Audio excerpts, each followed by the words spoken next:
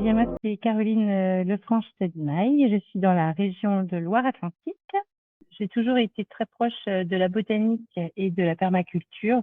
En 2019-2020, j'ai commencé à m'engager dans des associations pour faire de sensibilisation pour la transition écologique. Et petit à petit, je me suis de plus en plus engagée dans l'agroécologie. Et je me suis formée pendant un an. Je suis partie une semaine sur deux dans des fermes pour apprendre l'agroécologie maraîchère, mais j'étais beaucoup plus tournée vers l'agroforesterie déjà, les vergers, les systèmes vergers maraîchers. Et donc, je me suis formée en syntropie aussi, en agroforesterie syntropique. J'ai monté une association qui propose de designer et de faire des chantiers participatifs pour monter des haies fruitières, des bosquets fruitiers, des jardins-forêts pour des assos, pour des entreprises ou pour des particuliers. Et tous les jardins qui sont créés rentrent dans un réseau de jardins et deviennent bouturières pour les futurs jardins. Et donc, il y a un état d'esprit d'échange, d'aller glaner des graines, de venir faire les chantiers chez les uns, chez les autres, d'aller comprendre les astuces. Voilà. Moi, j'arrive pour impulser l'idée, pour impulser l'envie et pour apprendre ensemble et puis dessiner ensemble. Donc, c'est dans cet état d'esprit un peu de système non performant qu'on accompagne les chantiers. Donc, quand j'ai vu qu'il y avait cette formation, je me suis dit que c'était quelque chose de très complémentaire à ce que j'avais déjà fait, parce que vraiment tourner vers l'agroforesterie plus générale que juste la syntropie. Moi, je m'étais un petit peu penchée que sur la syntropie. Et voilà, donc je me suis engagée dans cette formation avec ce mouvement-là.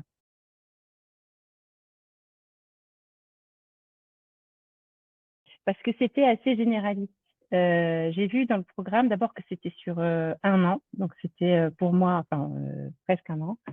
Et donc pour moi, c'était bien de voir ça dans la longueur, avec un rythme très régulier, de rencontrer plusieurs spécialistes, plusieurs experts.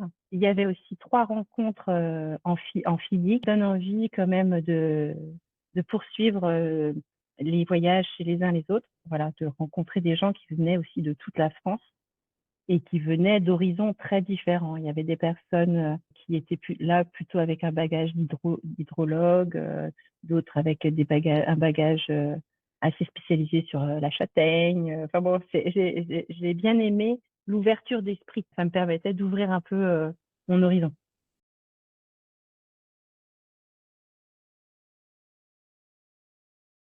J'avais quand même un projet pour des clients de grosse envergure. Donc, c'est 6000 mètres carrés de verger circulaire à la mode de Gautron. Ça me permettait de confronter ce que j'avais déjà perçu, diagnostiqué, dessiné, etc. Ça me permettait de me confronter à d'autres qui pourraient enrichir et m'aider à creuser encore plus loin toutes les réflexions. L'objectif est atteint, hein. C'est un des projets qui a été sélectionné pour les exposer. Ça m'a vraiment aidé là, pour le coup, à aller plus loin en coopération. Ça va me servir de m'entourer de compétences aussi, parce que en fait, l'agroforesterie, c'est immense. Et je pense qu'on n'est pas assez de 3 à 4 pour designer un gros projet. Et comme l'ambition de ma structure qui s'appelle Réhab, c'est d'être un bureau d'études. Donc, c'est de bien identifier qui peut s'agréger au projet. Et là, pour le coup, c'est d'oser aller coopérer, même avec des personnes qui ne sont pas de la région.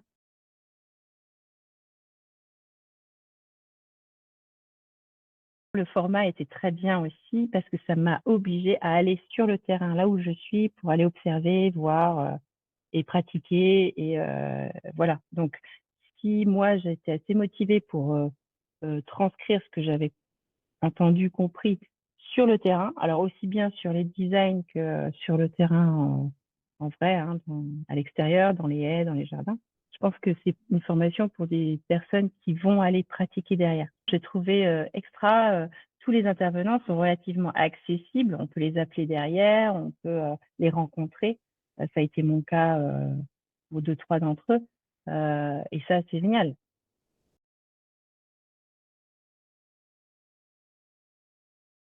On a visité donc des viticulteurs qui avaient commencé à introduire l'arbre dans leurs vignes. Là, je me suis dit, c'est bon, Caro, tu peux y aller à fond. Tu peux apporter de l'aide éventuellement, par exemple, chez des viticulteurs dans ma région, il y en a qui souhaiteraient ramener certaines fonctions de l'arbre sur leur terrain.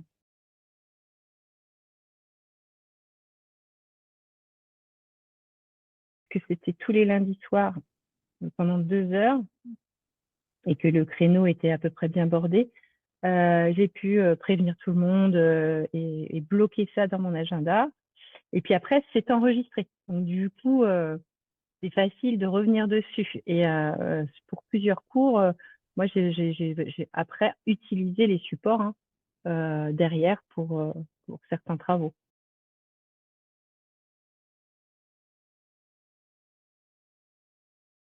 Apprentissage de la physiologie de l'arbre avec Julien Coirier. Donc c'est un des premiers. Le poulailler en agroforesterie. Ça m'a donné beaucoup d'informations sur la préciosité de la présence de l'arbre pour ces animaux.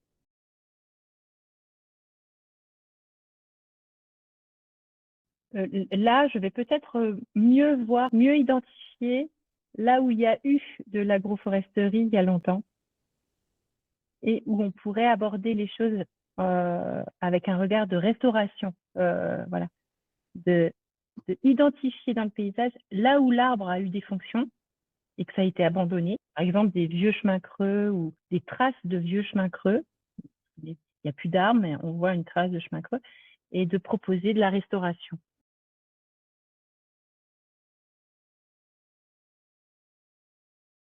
Moi, j'ai bien aimé travailler en fait en petits groupes sur un projet.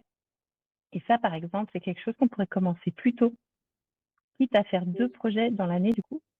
Ça, c'était vraiment très intéressant. Et j'espère et enfin, je compte là-dessus, que les petits groupes qui se sont constitués sur WhatsApp pour faire du co-développement, par exemple, sur des projets, etc., j'espère que je vais pouvoir m'y investir pour continuer des petits groupes de travail comme ça et d'échange.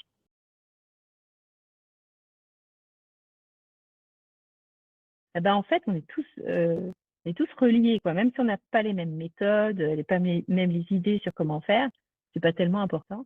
On est quand même tous reliés par l'envie de mettre du vert partout, en fait. On a un peu le même, je dirais, amour pour l'arbre, qui s'exprime pas de la même manière, mais on a quand même très envie de planter des arbres.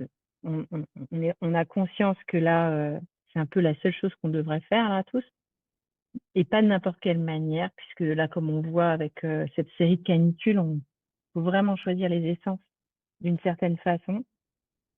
Ça, par exemple, c'est un cours qu'on pourrait ajouter sur si on ne se freinait pas et si on ne pas une du végétal local, qu'est-ce qu'on irait choisir comme végétaux face au dérèglement climatique?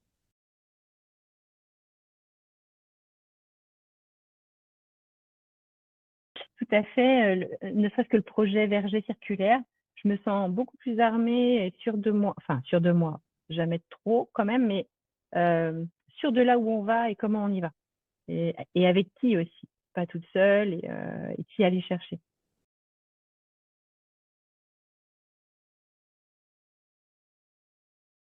Regarde bien le programme, mais en fait, regarde bien qui intervient et va voir ce qu'ils font. Et après, tu te fais ton idée. Voilà. Et puis après, je lui poserai la question, est-ce que tu es prêt à te bloquer 2 heures par semaine pour ça?